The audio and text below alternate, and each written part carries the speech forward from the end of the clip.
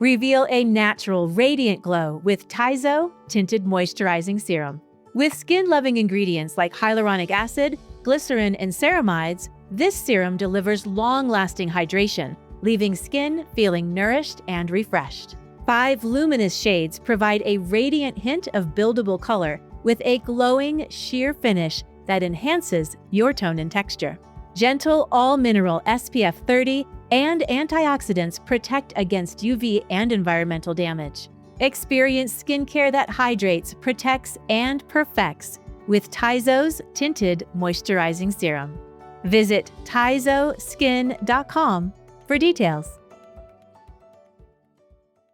Are you interested in providing results-driven treatment services?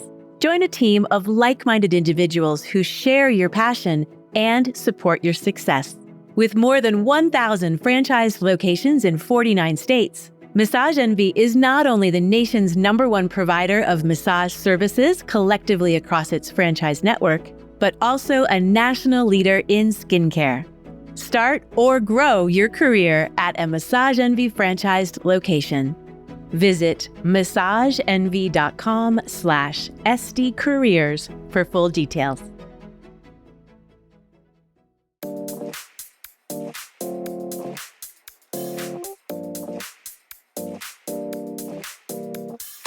Hello and welcome to ASCP's Esty Talk. I'm your co-host Maggie Staszcuk and ASCP's Program Director. And I'm Ella Cressman, licensed esthetician, certified organic skincare formulator, educator, and content contributor for Associated Skincare Professionals.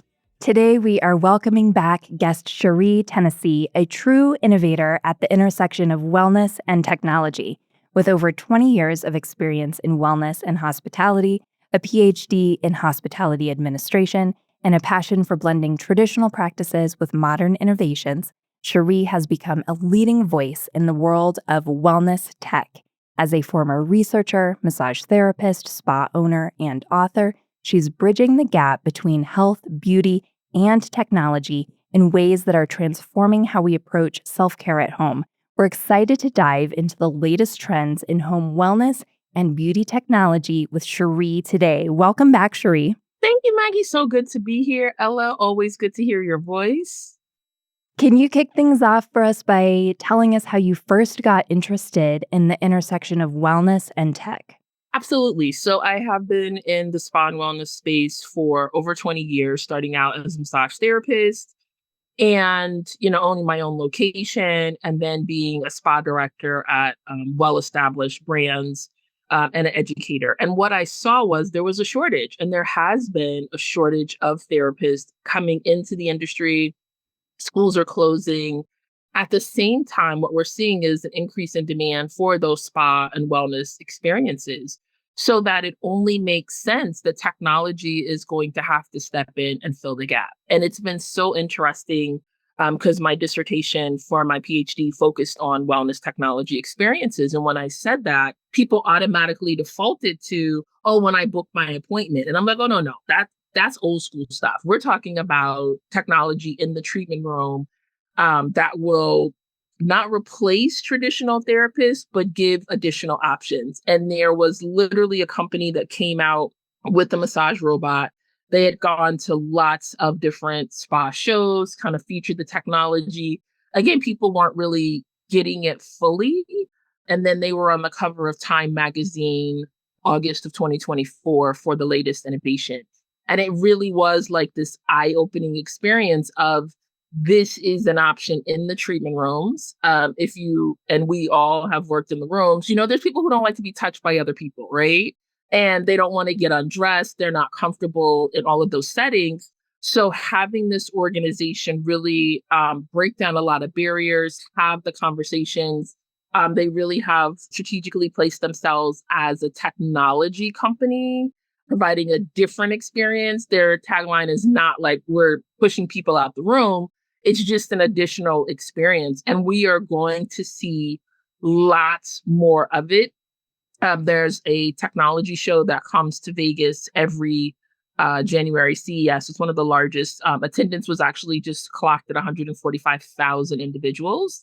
And there was the cheap knockoff of that very expensive massage robot coming out of Asia. And so there has been this technology. I don't think a lot of people know how to use it, how to approach it, and how to incorporate it.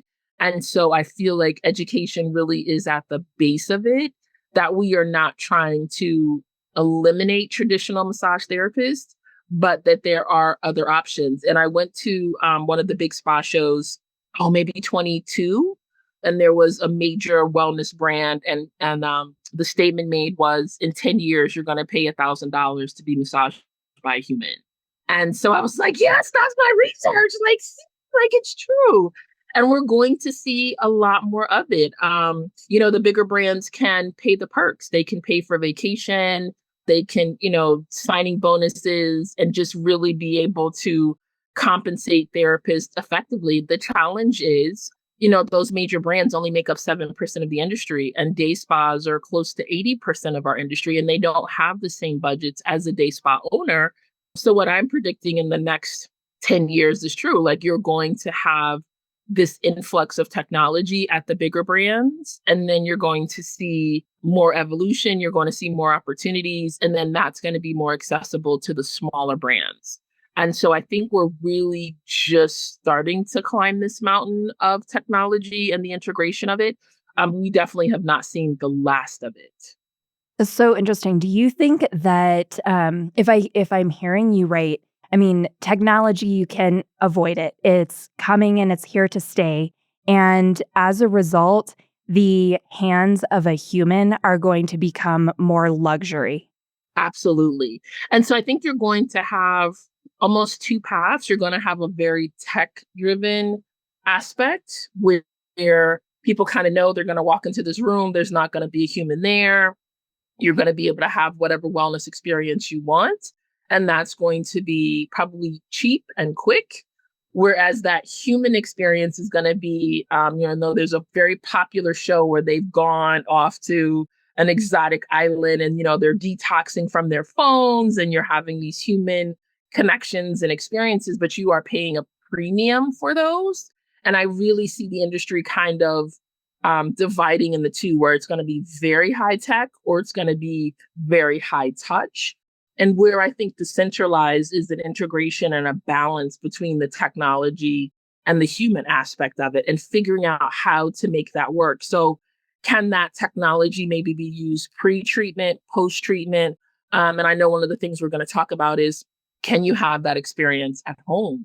And so when I went to the electronic show, there was a lot of technology geared for home experiences, where it wasn't like, oh, you can go have this in the airport or, in your dentist office. No, you can purchase this chair, you can customize it to your body and what you like, and then you can use it every single day in the privacy of your own home. And we're starting to see that with this shift in wellness real estate, where private entities are now focusing on, how do we bring the saunas in? How do we bring the plunge pools in? How do we bring these technology experiences into hotels, gyms, social wellness? And then how do we make sure that we can provide these for those individuals that have the money and the space in their own homes? So we're starting to see homes that are incorporating these wellness spaces set to the side, residential properties that are bringing in,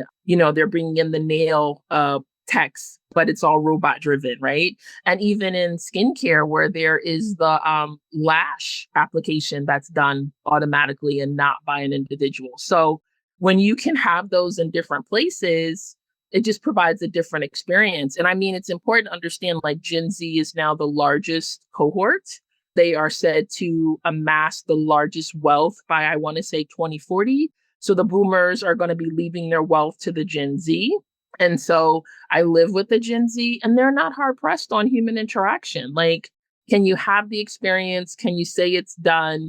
And I don't need the people to actually do it. So I think as owners, as content developers, as educators, we have to wrap our mind not of who is our client today, but who's going to be our client tomorrow, and what is their expectation. And it really is, I don't need the human. I want the results. I want the experience. And if that can be provided in a way that's tech driven, then why not?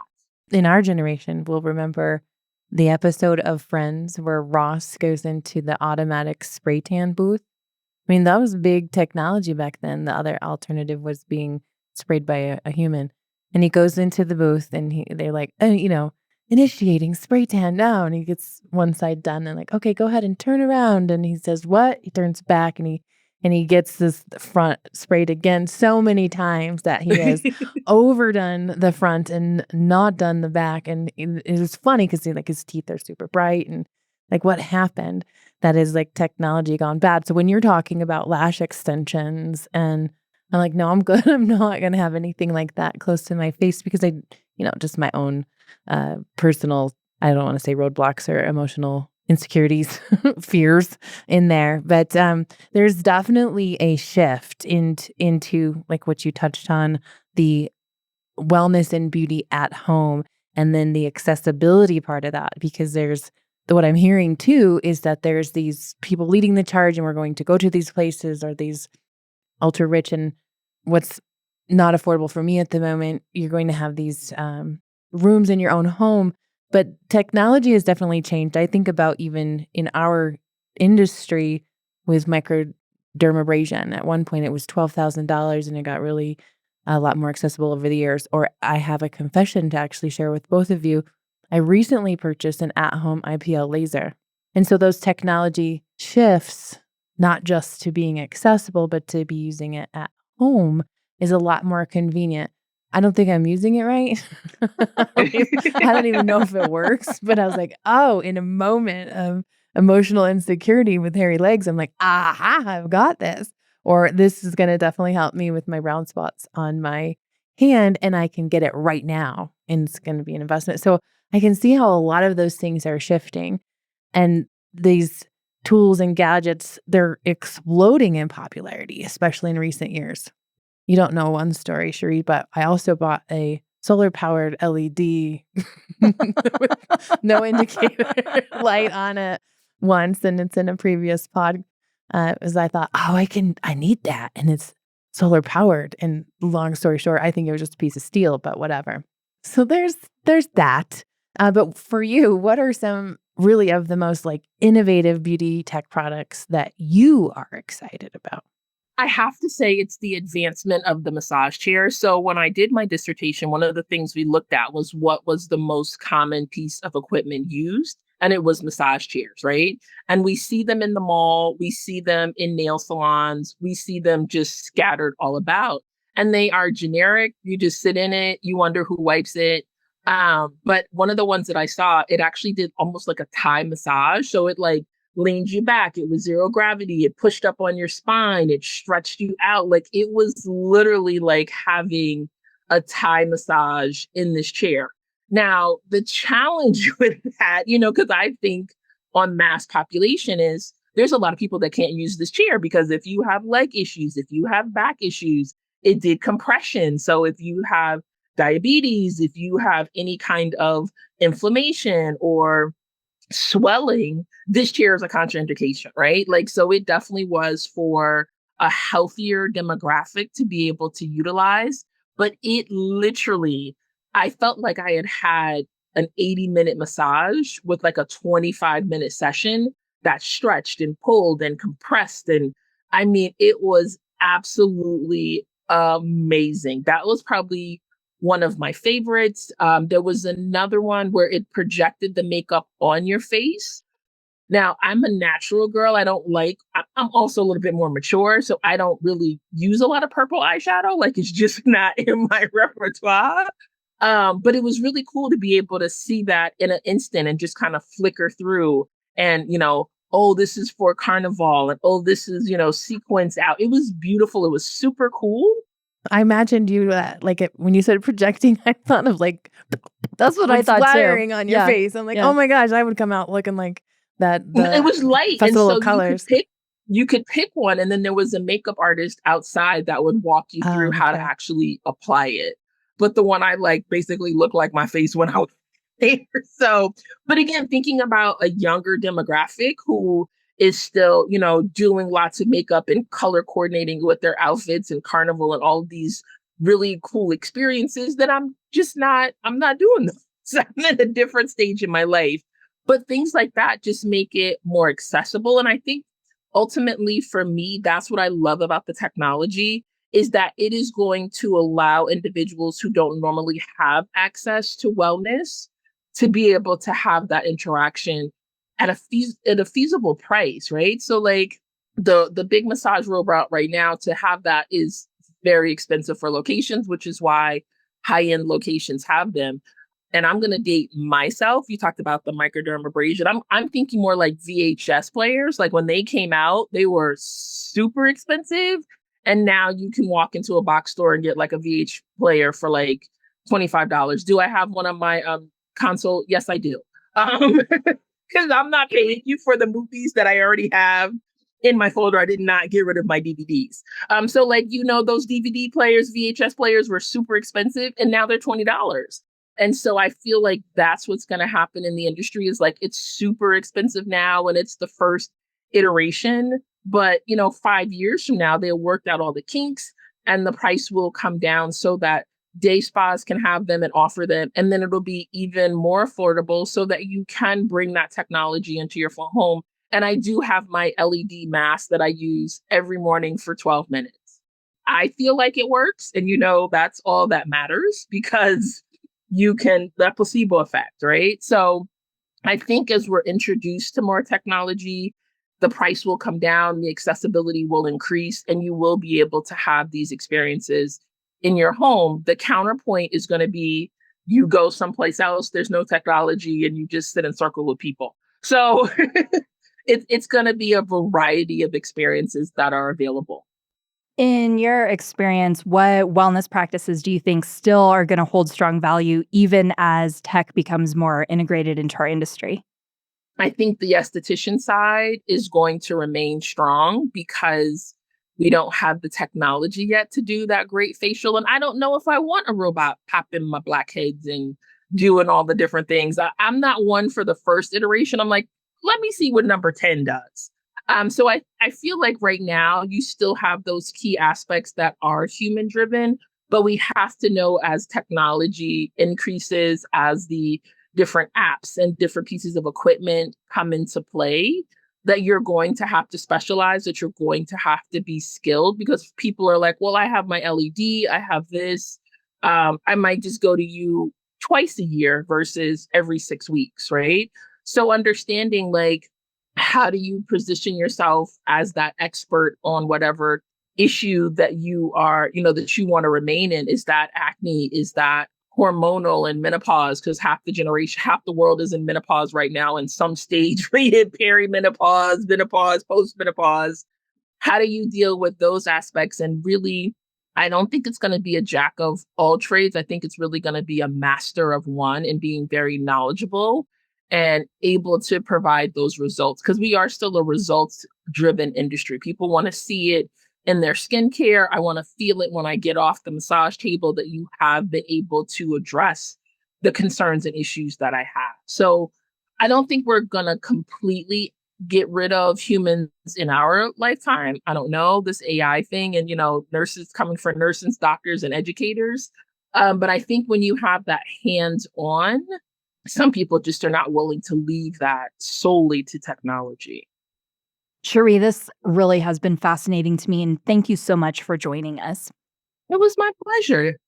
Now, listeners, we want to hear from you. Share with us on social media through Instagram, Facebook, or send us an email at getconnected@ascpskincare.com. In the meantime, thank you for listening to ASCP Esty Talk.